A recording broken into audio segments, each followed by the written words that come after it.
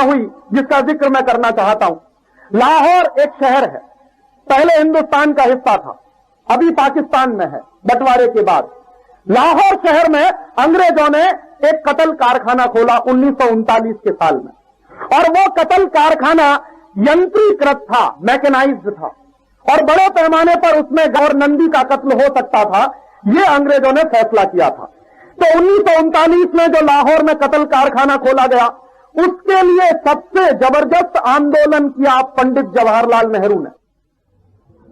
पंडित जवाहरलाल नेहरू ने 1939 के उस कतल कारखाने को बंद कराने के लिए आंदोलन शुरू किया, और वो आंदोलन सफल भी हुआ। 1939 में अंग्रेजों की सरकार ने लाहौर में जो कतल कारखाना खोला था वो बंद हो गया। उस कतल कारखाने को बंद कराने के समय पंडित नेहरू जो भाषण दिया करते थे, उनमें से एक भाषण का जिक्र, और उस पूरे भाषण का नहीं, उसकी एक लाइन का जिक्र आपके बीच में कर रहा हूं।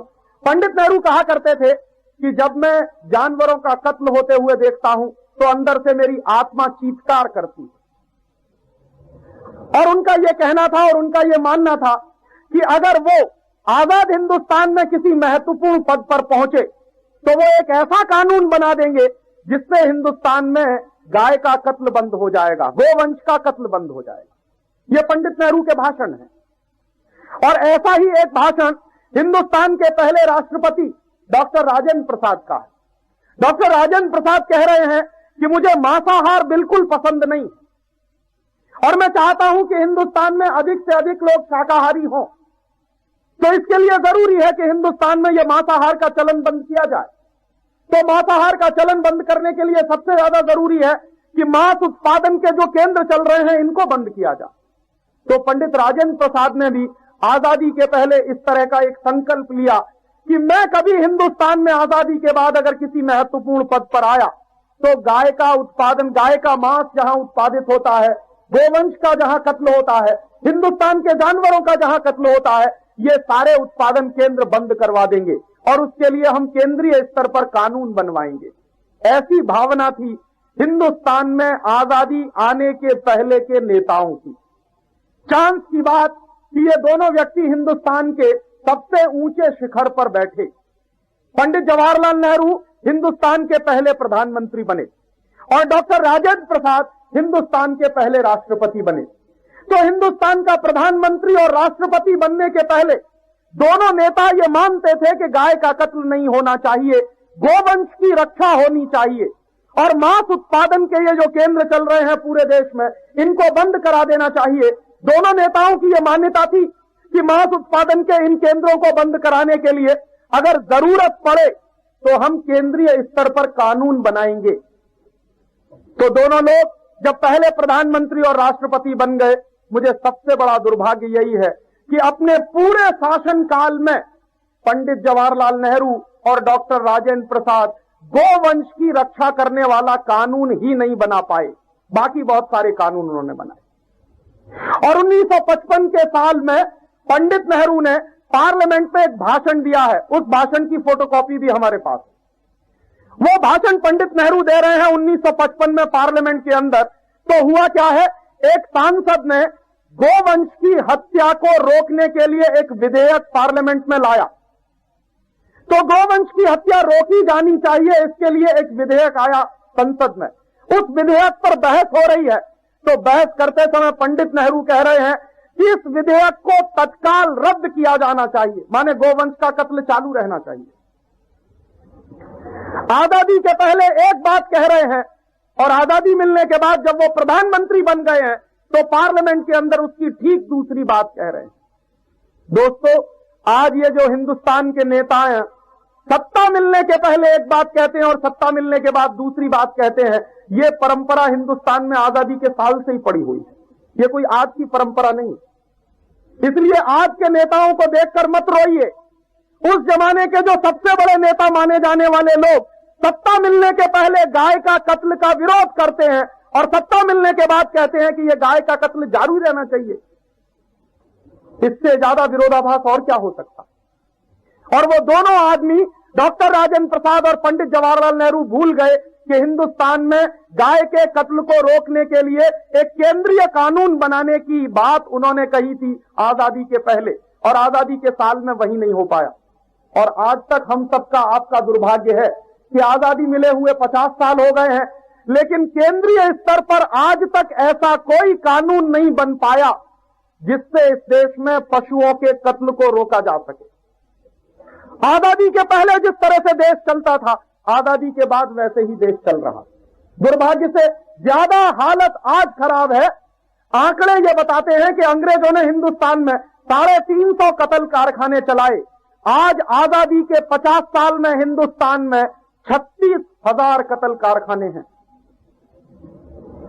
जब आजादी नहीं मिली थी तो 350 कत्ल कारखाने थे। अब आजादी मिलने के बाद 36,000 कत्ल कारखाने हैं, और उनमें से एक एक कत्ल कारखाना कितना जबरदस्त है कि एक एक कत्ल कारखाने ऐसे हैं इस देश में जिनमें 10,000 पशु रोज काटे जाते। यही बंबई में है, देवनार में है, मेडक में है, अल कबीर का है, कलकत्ता में है। हिंदुस्तान के तमाम बड़े बड़े ऐसे कत्ल कारखाने हैं जिनमें एक दिन में कम से कम 10,000 पशु काट दिए जाते हैं। आप जरा कल्पना करिए कि जितनी देर में आपका 24 घंटा बीतता है, माने आप रात को सोते हैं और अगले दिन रात सोने की तैयारी करते हैं, उतनी देर में 10,000 जानवरों की बलि ले ली जाती है एक कत्ल कारखाने में। और छोटे बड़े कुल 36,000 कत्ल कारखाने। क्या हालत है इस देश की। अंग्रेजों के जमाने के आंकड़े बताते हैं, मैंने आपसे कहा कि लगभग 30 साल के अंदर अंग्रेजों ने हिंदुस्तान में 10 करोड़ गोवंश का कत्ल करवाया। आज आजादी के 50 साल में, जिस साल से हमको आजादी मिली है, उस साल से 1997-98 के साल तक आते आते हिंदुस्तान में लगभग 48 करोड़ गोवंश का नाश किया जा चुका है। 48 करोड़। अंग्रेजों ने 30 साल में करवाया लगभग 10 करोड़, और हमारी सरकार ने 50 साल में करवा दिया 48 करोड़ गोवंश का कत्ल। माने 50 करोड़ गाय, नंदी, बछड़े, बछिया, ये सब काटे जा चुके हैं जितने साल में आपने आजादी के 50 साल पूरे किए। और आप जरा कल्पना करिए कि अगर ये 48 करोड़ या 50 करोड़ गोवंश के जानवरों को बचा लिया जाता तो हिंदुस्तान में आज संपत्ति और संपदा कितनी होती, पैसा कितना होता। क्योंकि आपको मालूम नहीं है, एक गाय घर के दरवाजे पे अगर बंधी है और वो साल भर दूध दे या ना दे, बिना दूध की गाय भी अगर आपके दरवाजे पर बंधी हुई है तो एक साल के अंदर वो गाय 25,000 रुपए का फर्टिलाइजर पैदा करती है, खाद पैदा करती है, जिसको आप गोबर कहते हैं। तो अगर एक गाय 25,000 रुपए का फर्टिलाइजर पैदा करती है एक साल में, तो गोवंश के ये जो 50 करोड़ पशुओं का कत्ल हो गया है, तो आप सोचिए कितने अबज रुपए के खाद का नुकसान किया है हमने पिछले 50 साल में। और आप सब जानते हैं, हम भी जानते हैं कि गाय का गोबर अगर खेत में ना पड़े तो गेहूं नहीं हो सकता। गाय का गोबर अगर खेत में नहीं पड़े तो चना नहीं हो सकता, मटर नहीं हो सकती, और गेहूं, चना, मटर अगर नहीं हो सकता तो हमारा पेट नहीं भर सकता। तो जिस गाय से हमको इतनी महत्वपूर्ण और बेशकीमती चीज मिल रही है, उसका हमने नुकसान किया है। अबजों रुपए के खाद का नुकसान हुआ है पिछले 50 साल में। और आप मान लीजिए एक साल में अगर एक गाय 10 से 15,000 रुपए का दूध देती हो, तो ये जो 48 करोड़ गोवंश का नाश हुआ है पिछले 50 साल में, ये कितने करोड़ रुपए के दूध का नाश कर दिया है हमारी सरकार ने। और आपको मालूम नहीं है कि गाय का गोबर और गाय का दूध, उससे भी ज्यादा महत्वपूर्ण है गाय का मूत्र। और आपको जानकर यह खुशी होगी और आश्चर्य भी होगा कि गाय के मूत्र से 108 तरह की दवाएं बनती हैं। और हमारे देश के आयुर्वेद के जो बड़े ग्रंथ हैं, चरक संहिता, सुश्रुत, हरित संहिता, इन सभी आयुर्वेद के ग्रंथों में गाय का मूत्र बहुत विशेष किस्म की दवा माना जाता। दुनिया में एक बीमारी है, उसका नाम है डायबिटीज, और यह डायबिटीज नाम की बीमारी का कोई इलाज नहीं है होम्योपैथी में, कोई इलाज नहीं है एलोपैथी में, और कोई इलाज नहीं है दुनिया की किसी पैथी में। डायबिटीज को कंट्रोल तो किया जा सकता, लेकिन उसका इलाज करना बहुत मुश्किल है। एलोपैथी वाले तो कभी यह गारंटी दे नहीं सकते कि वो डायबिटीज जैसी बीमारी को ठीक कर सकते हैं, डायबिटीज को वो कंट्रोल कर सकते हैं लेकिन ठीक नहीं कर सकते। वो डायबिटीज जैसी बीमारी गाय के मूत्र से हमेशा हमेशा के लिए खत्म हो जाती है। तो गाय का दूध, गाय का गोबर, गाय का मूत्र, ये सब बहुत जरूरी चीजें हैं। और अगर 48 करोड़ गोवंश के पशुओं का नाश हुआ है पिछले 50 साल में, तो आप अंदाजा करिए कितने लाख करोड़ रुपए का हमने बर्बादी की है इस देश में पिछले 50 साल। और आज भी आपको मैं एक जानकारी दूं, हिंदुस्तान में इस समय भयंकर समस्या चल रही है पेट्रोल की और डीजल की। और पेट्रोल और डीजल की समस्या जो चल रही है वो क्या है? भारत सरकार हर साल यही कहती रहती है कि हिंदुस्तान में डीजल और पेट्रोल के दाम बढ़ाए जाने चाहिए। क्यों? क्योंकि भारत सरकार के ऑयल पूल अकाउंट का डेफिसिट बढ़ता ही चला जाता, कभी पूरा ही नहीं होता है वो ऑयल पूल अकाउंट का डेफिसिट, हमेशा घाटा रहता है हजारों करोड़ का उस ऑयल पूल अकाउंट के डेफिसिट में। तो ये पेट्रोल और डीजल बड़े हिस्से में बाहर से आयात करना पड़ता, और जैसे जैसे आपके रुपए की कीमत गिरती चली जाती है वैसे वैसे बाहर से आने वाले पेट्रोल और डीजल का दाम बढ़ता चला जाता, क्योंकि आपका रुपया गिरेगा तो बाहर से आने वाली चीजों का आयात महंगा होता चला जाएगा। तो आपके देश में रुपया गिरता चला गया है। 1947 के साल से आज 1997-98 के साल तक आपके रुपए में सैकड़ों टका की गिरावट आई है।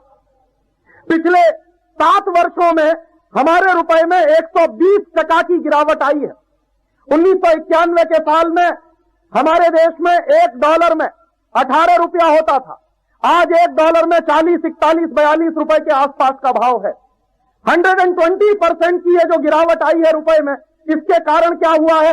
आपके देश में आने वाला डीजल और पेट्रोल 120 टका महंगा हो गया। तो जैसे जैसे डीजल और पेट्रोल महंगा होता जा रहा है वैसे ही वैसे इस देश में ऑयल पूल अकाउंट का डेफिसिट भी बढ़ता चला जा रहा है। तो भारत सरकार क्या करती है?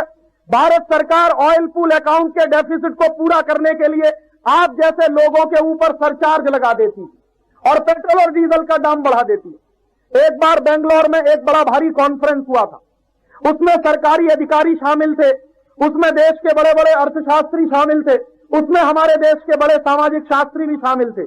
मैं भी गलती से उसमें चला गया था। गलती से इसलिए कहता हूं कि मेरे जैसे लोगों को वहां नहीं जाना चाहिए, क्योंकि वो जिस खोपड़ी से काम करते हैं हमारा दिमाग ही उससे बिल्कुल अलग चलता। लेकिन दुर्भाग्य की बात मैं वहां पहुंच गया, मुझे भी उसका इन्विटेशन था। तो वहां बातें चल रही थी और भारत सरकार का एक अधिकारी चिंता व्यक्त कर रहा था कि कैसे हम ये ऑयल पूल अकाउंट का डेफिसिट पूरा करें। तो तमाम लोगों ने अपने अपने सुझाव दिए, सब लोगों के सुझाव उसने सुन लिए। फिर उसने कहा, राजीव भाई आपका क्या सुझाव है कि ये भारत सरकार ऑयल पूल अकाउंट का डेफिसिट कैसे खत्म करे, आपका क्या सुझाव है? तो मैंने कहा कि मैं मेरा सुझाव देने से पहले आपसे 2 सवाल पूछना चाहता हूं।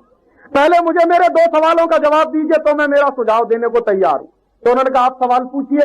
तो उस अधिकारी से मैंने पूछा कि आप मुझे ये बताइए कि हिंदुस्तान में एक गांव से दूसरे गांव जो सामान जाता है, हमारे देश में जो गुड्स का ट्रांसपोर्टेशन होता है, जो माल एक जगह से दूसरी जगह जाता है, इस माल को एक जगह से दूसरी जगह पहुंचाने में कितना हिस्सा है जो बैलगाड़ियों से होता है और कितना हिस्सा है जो मोटर कार और रेल से और हवाई जहाज से होता है?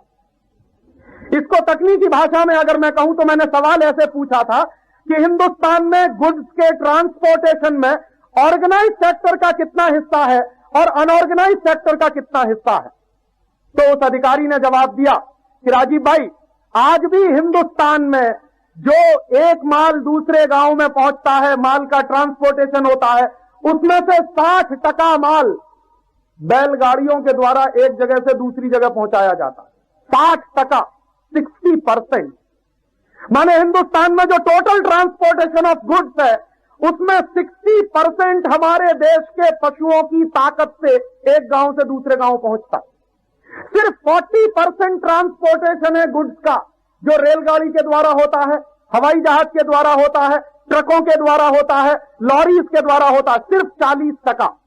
तो मैंने उससे एक दूसरा सवाल किया कि अगर आप ये हिसाब बताते हैं कि 60% ट्रांसपोर्टेशन गुड्स का आज भी हिंदुस्तान में अनऑर्गेनाइज सेक्टर में है, माने पशुधन की शक्ति से एक गांव से दूसरे गांव जाता है, और 40% ही हिंदुस्तान में ऑर्गेनाइज सेक्टर में जाता है, तो मैंने कहा कि एक दूसरी बात और बता दीजिए कि अगर ये जो 60% माल आज जा रहा है बैलगाड़ियों के द्वारा, घोड़ा गाड़ियों के द्वारा, ऊंट गाड़ियों के द्वारा, अगर ये सारा का सारा माल हम हवाई जहाज से ले जाएं, सारा का सारा माल हम रेल से ले जाएं, सारा का सारा माल हम ट्रक से ले जाएं, सारा का सारा माल हम मोटर गाड़ी से ले जाएं, तो क्या होगा?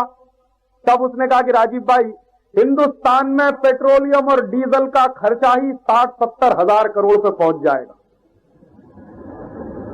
तो मैंने कहा कि अगर सारा माल हम डीजल और पेट्रोल से उठाना शुरू करें, हवाई जहाज में भर के एक गांव से दूसरे गांव पहुंचाना शुरू करें, तो आप कहते हो कि 60-70 हजार करोड़ का डीजल और पेट्रोल हमको खर्च करना पड़ेगा हर साल में। तो मैंने कहा आपने ही अपने सवाल का जवाब दे दिया। तो कहने लगे मेरी समझ में नहीं आया। अब अधिकारी है, बुद्धि उल्टी है, समझ में कैसे आया? तो मैंने उसको बिल्कुल सीधा करके समझाया। मैंने कहा कि ये जो 60% माल जा रहा है गांव में बैलगाड़ियों से एक जगह से दूसरी जगह, इसको 100% अगर हम कर दें तो क्या होगा? तो कहने लगा हिंदुस्तान की सरकार का हर साल के बजट में कम से कम 14 से 15 हजार करोड़ रुपए बच जाएगा। तो मैंने कहा अगर 14 से 15 हजार करोड़ रुपए बचेगा तो आप बताइए ऑयल पूल अकाउंट का डेफिसिट कितना है? तो उसने दांत निकालते हुए कहा कि कुल 14 हजार करोड़ का है। मैंने कहा डेफिसिट पूरा हो जाता है अगर आप हिंदुस्तान के पशुधन का इस्तेमाल करते हुए पूरे माल को एक गांव से दूसरी जगह ले जाने की व्यवस्था कर दें, तो आपके देश में ऑयल पूल अकाउंट का डेफिसिट ही नहीं रहने वाला। तो बात उसके समझ में आ गई। तो उसने एक दूसरा प्रश्न किया मुझसे कि राजीव भाई, आप फिर मुझको यह बताइए कि अगर बैलगाड़ियों से यह माल एक गांव से दूसरे गांव जाएगा तो महीनों में एक जगह से दूसरी जगह पहुंचेगा। मैंने कहा उसका भी सुझाव है मेरे पास। आप हिंदुस्तान की बैलगाड़ियों के पहिए में बियरिंग लगा दीजिए, और अगर हिंदुस्तान की बैलगाड़ी के पहियों में बियरिंग लगा दिया जाए तो क्या होगा? वही बैल जो 100 कुंटल माल ले जा सकता है, 1 कुंटल, 2 कुंटल, 50 कुंटल, जितना माल ले जा सकता है, अगर बैलगाड़ी के पहिए में बियरिंग लगा हुआ है तो वही बैल उससे 2 गुना ज्यादा माल ले जाएगा। और सिर्फ 2 गुना ज्यादा माल ही नहीं ले जाएगा, बल्कि तेजी के साथ वो माल एक गांव से दूसरे गांव में पहुंच जाएगा। तो आपके समय की समस्या का भी समाधान हो जाएगा। तो मैंने कहा कि बस 2 छोटे से काम करिए। पहला काम कि हिंदुस्तान की जो पशुधन है, हिंदुस्तान के पशुओं की जो शक्ति है, इसका बचाव करिए ताकि ये माल को एक गांव से दूसरे गांव में ले जाने के काम में आए। और दूसरा काम, बैलगाड़ी के पहिए में बॉल बियरिंग लगा दीजिए। तो उसने एक तीसरा सवाल मुझसे कहा, राजीव भाई ये करेगा कौन? मैंने कहा आप करेंगे और कौन करेगा? अधिकारी आप है, मैं थोड़ी। तो कहने लगे आपकी बात समझ में आती है, लेकिन कोई इसको करने के लिए इसलिए तैयार नहीं होगा कि बैलगाड़ी के पहिए में अगर बियरिंग लगाना चालू कर दें हिंदुस्तान के वैज्ञानिक, तो अमेरिका जाने का मौका कैसे मिलेगा? क्योंकि अमेरिका जाने का मौका तो तब मिलेगा जब आप पेट्रोल, डीजल और ऐसी चीजों पर रिसर्च करेंगे। बैलगाड़ी के पहिए में बॉल बियरिंग लगाएंगे तो उसको तो गांव में जाना पड़ेगा, और यहां तो सब अमेरिका भागने को तैयार बैठे हैं। परेशानी तो ये है। माने हिंदुस्तान की सरकार की सबसे बड़ी समस्या ऑयल पूल अकाउंट का डेफिसिट खत्म करने में हिंदुस्तान के गोवंश का सबसे बड़ा इस्तेमाल हो सकता है। ये बात मैं आपको कहना चाहता हूं। और आप ये जान लीजिए, भारत सरकार कहती है, मैं नहीं कहता, हिंदुस्तान में इस समय जितना बचा हुआ पशुधन है, आपको मालूम है ज्यादा पशुधन बचा नहीं है। मैंने बताया 50 साल में 48 करोड़ गोवंश का नाश कर दिया है। मुश्किल से इस देश में पशुधन अगर गोवंश का आज हम देखें तो 18-20 करोड़ के आसपास होगा। लेकिन ये जो 18-20 करोड़ का गोवंश का पशुधन है, ये पशुधन हिंदुस्तान में 14,000 करोड़ रुपए की बचत करता है हर साल में। आप सोचिए कितनी बड़ी बचत है। 14,000 करोड़ कोई छोटी मोटी रकम नहीं होती। वो 14,000 करोड़ की रकम बचाई जाती है हिंदुस्तान के गोवंश के पशुओं के द्वारा और हिंदुस्तान के दूसरे पशुओं के द्वारा। इसलिए गोवंश का नाश नहीं होना चाहिए। इसलिए भी नाश नहीं होना चाहिए गोवंश का कि हिंदुस्तान में जो गाय है वो अरबों रुपए का फर्टिलाइजर पैदा कर सकती है। बैल अरबों रुपए का फर्टिलाइजर पैदा कर सकता है, और हमको विदेशों से केमिकल फर्टिलाइजर इंपोर्ट करने की जरूरत नहीं। आप सब जानते हैं ये जो केमिकल फर्टिलाइजर होता है ये बाहर के देशों से लाना पड़ता है, और बाहर के देशों से लाया हुआ केमिकल फर्टिलाइजर आपके शरीर में जहर घोल रहा है। आप गेहूं नहीं खा रहे हैं, गेहूं के साथ जहर खा रहे हैं। आप चना और चावल नहीं खा रहे हैं, चना और चावल के साथ जहर खा रहे हैं। क्योंकि उनमें विदेशी फर्टिलाइजर लगता है, केमिकल फर्टिलाइजर लगता है, और ये जो केमिकल फर्टिलाइजर लगता है हमारी खेती में, इसकी वजह से पानी ज्यादा लगता है खेती में। अगर गाय के गोबर से हम खेती करें तो हमारे देश का 5 गुना पानी बच सकता है। वही खेती हो रही है केमिकल फर्टिलाइजर से तो 5 गुना ज्यादा पानी बर्बाद हो रहा है देश का। और आप सब जानते हैं पानी ईश्वर की देन है, कोई सरकार पानी पैदा कर नहीं सकती। दुनिया में अरबों रुपए जिन सरकारों के पास है वो भी पानी पैदा नहीं कर सकते। ये भगवान का दिया हुआ है, ईश्वर का दिया हुआ है, और जमीन के नीचे ये पानी है वो आपके बैंक बैलेंस की तरह से है।